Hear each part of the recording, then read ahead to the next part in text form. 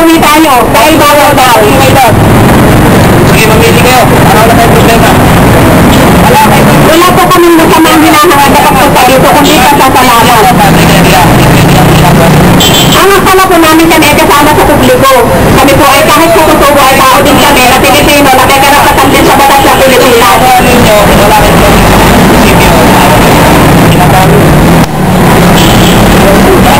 Hindi po namin alam sir kung hindi po kami ng permit sa akin.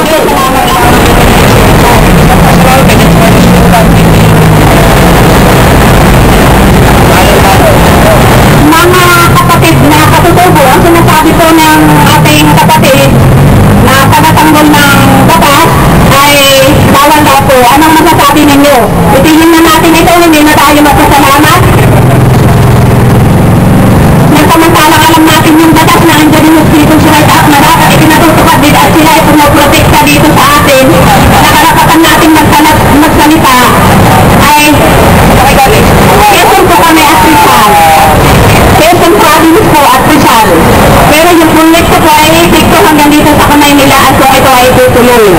Yung batas na para sa amin ay inagalang din ninyo bilang ay naasahan po namin sa ating mga napapatupad ng batas ay alam yung lahat ng batas kung paano din ito protektahan yung wala sinigilingan. At ito, napapag po natin yung panalangin dahil sa sinabihan na po tayo kaya ito 20 minuto lang daw po ay tatagal natin dito kaya ituloy ko na po ito sa pagbasa ng ating dala-dala. Para po sa San Miguel Corporation, October 19, 2009, Administrator yung bagong P.M. Algato, Isauro S.M. Ang katotohanan kailan may dilingin. Ang Diyos ng pag-ibig at kapayapaan, Diyos din na hukom, Diyos ng katarungan. Babalik na ang hari, magsusulit kayo sa tunay na may-ari ng lupang ito. Pwede kaming magsalita, karapatan kaming magsalita. Mayroon pong batas din. Bawal. Pwede kaming magsalita, karapatan kaming magsalita. Mayroon pong batas din. Bawal. Pwede kaming magsalita, karapatan kaming magsalita. Mayroon pong batas din. Bawal. Pwede kaming magsalita, karapatan kaming magsalita. Mayroon pong batas din. Bawal. Pwede kaming magsalita, karapatan kaming magsalita. Mayroon pong batas din. Bawal. Totoo na Diyos ang may-ari ng lupang ito. Sa aking bulong at sigaw, tangis at hilaw ay walang nakinig. Ngunit sa kataas-taasan ang katotohanan kailan may dilingin. Ang Diyos ng pag-ibig at kapayapaan, Diyos din na hukom, Diyos ng katarungan. Yung batas na para sa amin ay inagalang din ninyo bilang ay naasahan po namin sa ating mga napapatupad ng batas ay alam yung lahat ng batas kung paano din ito protektahan yung wala sinigilingan.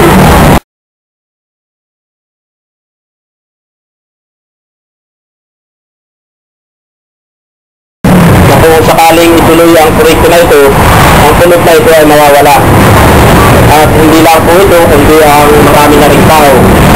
Kaya dinala po namin dito para patunay na ang Sierra Madre o ang kalikasan ay nagbibigay buhay sa lahat ng tao, sa lahat ng hayop, sa lahat ng bagay, sa lahat ng Nang Kamay Rizal,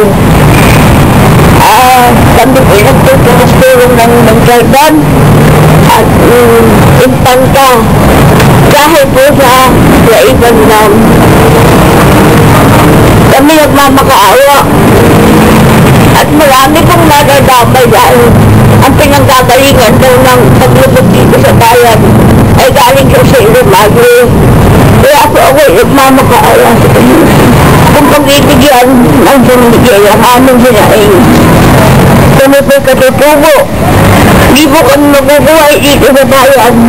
Dahil po kami nagtatanim ng aming mga kakanin. Hindi po kami nagpapalibos dito sa bayan. Kinabubuhay po namin na sa bundok. Kaya po hindi kami mabubuhay sa pagayanan. Kaya hanggang doon na lamang po. Maraming salamat sa may-ari ng San Miguel. Ako po si Andrea Bertules, nakatira sa Inukan Tanay Rizal.